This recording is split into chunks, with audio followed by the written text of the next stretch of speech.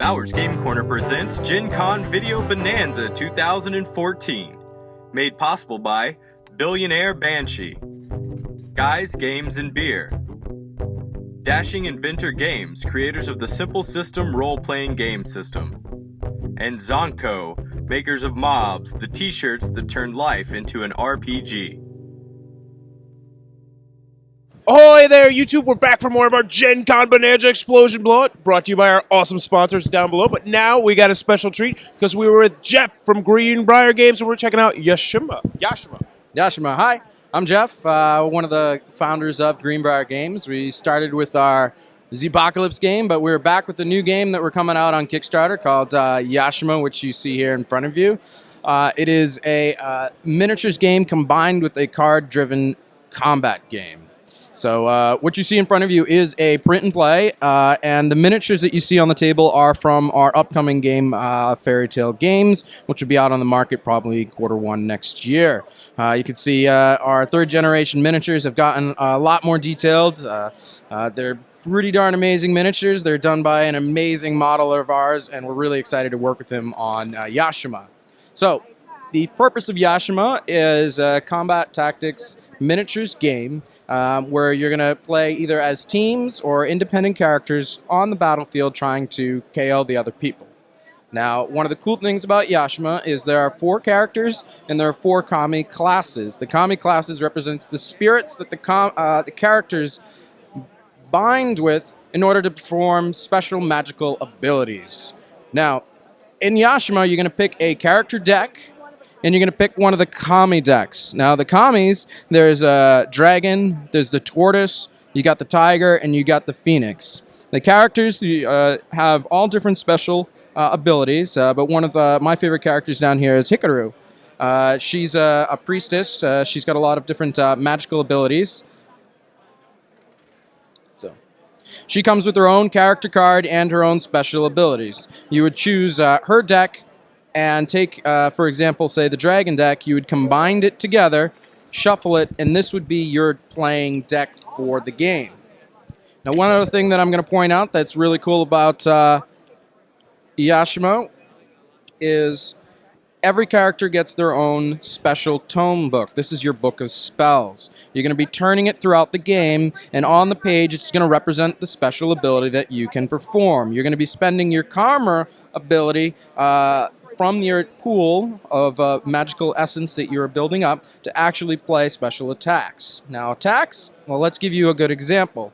Let's take 2 characters here. I'll use the miniatures as a representation. Actually, it's easier to use these guys. So I'm going to put them like sort of standing right in front of each other. Now, for example purposes, let's say it's my turn, and 1, 2, 3, 4 cards. I draw 4 cards according to the character, because that's my hand size. I'm looking at my cards, and you can see there's a green dot on here. Mind you, this is prototype artwork. Some of these are real artwork that's going to be in the game. We're still working on the design. But on here you see a green dot where you are standing, and red is where you will attack. Notice I am 2 squares away from the guy. I can't use this card, but I can use the following card, because he's standing just in front of me 2 squares away. This does an attack value of 3, so I could play this to attack the other character. One of the cool things is that not only will it attack the people who are straight in front of him, but also anyone who is standing to the side. Friendly fire is actually possible in this game. It's actually very important when you're playing a deathmatch game with 3 other characters, because you might want to do friendly fire and hit multiple people. So you would play this card down, which happens to be a 3, and they would have to lose 3 life. Lose 3 life? How do you lose life? Well, guess what? Your deck of cards that you're playing from is your life. You would have to either take cards from your hand or from the deck and actually lose them from the game. So as you're playing, you're losing cards, you're losing abilities, because that represents your life. But since you're playing a 4-player game, the objective is to kill the other person. There's one interesting mechanic in the game where once you are KO'd, you flip your card to the restored state. The restored state is you get all of your cards back, and you're still in the game. You're no longer a target, I was just killed, but I'm no longer a target, so I didn't win the game, but guess what? I can bring vengeance on whoever just killed me. So I can come back out there and just try to be a complete pest to the other players while playing the game. So it does not have that player elimination. A couple things I didn't think you mentioned was how many players has it? About the average time length? Okay, so it supports 2 to 4 players. The average play time is anywhere between 30 minutes, maybe with 2 players, up to 45, hour and a half, depending on the speed of the players. It's a pretty fast game. Damage happens quite often, anywhere between 6 to 8 damage cards you're losing in maybe your 30 to 40 card deck. So it's a pretty fast game, pretty hectic. Yeah.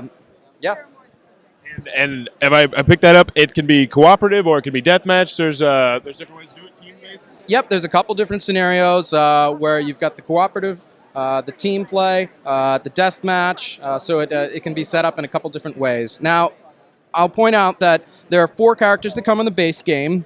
There are 4 classes that come in the base game. So that's 16 different combinations that you can pair with. So you can take Hikaru and take her with the tiger or the tortoise, and it's your job as the player to kind of figure out, what is that balance? And working with those classes, what type of fighting style do you want? Like Kenta, he's a character who's very upfront, impersonal with the other characters. He would be actually a better pair with like the tortoise, who's very defensive, low karma value. But you'll figure that out as you're playing the game. Now, Yashima is designed to be very modular in the sense that it has the modular tiles that will be double-sided for the play. We are planning future expansions that will introduce new characters and new kami classes, therefore to keep people coming back to the same game. One of the other cool things we're doing is we're doing a lot of crossovers, especially with the fairy tale games. It would be really great for these other characters to build an actual deck of cards for them. So you just pick up the miniature boxes, and guess what? You have another character, boom, right in the game. One last thing. This is coming to Kickstarter, correct? Yep, this will be on Kickstarter in about a month. Definitely check us back at greenbriargames.com or sign up for our newsletter and be happy to let you know when it's happening. Absolutely fantastic. That is Yashima from Greenbrier Games. Thank you for your time, Jeff. And if you guys are enjoying this awesome coverage of Gen Con, please click the subscribe button down below.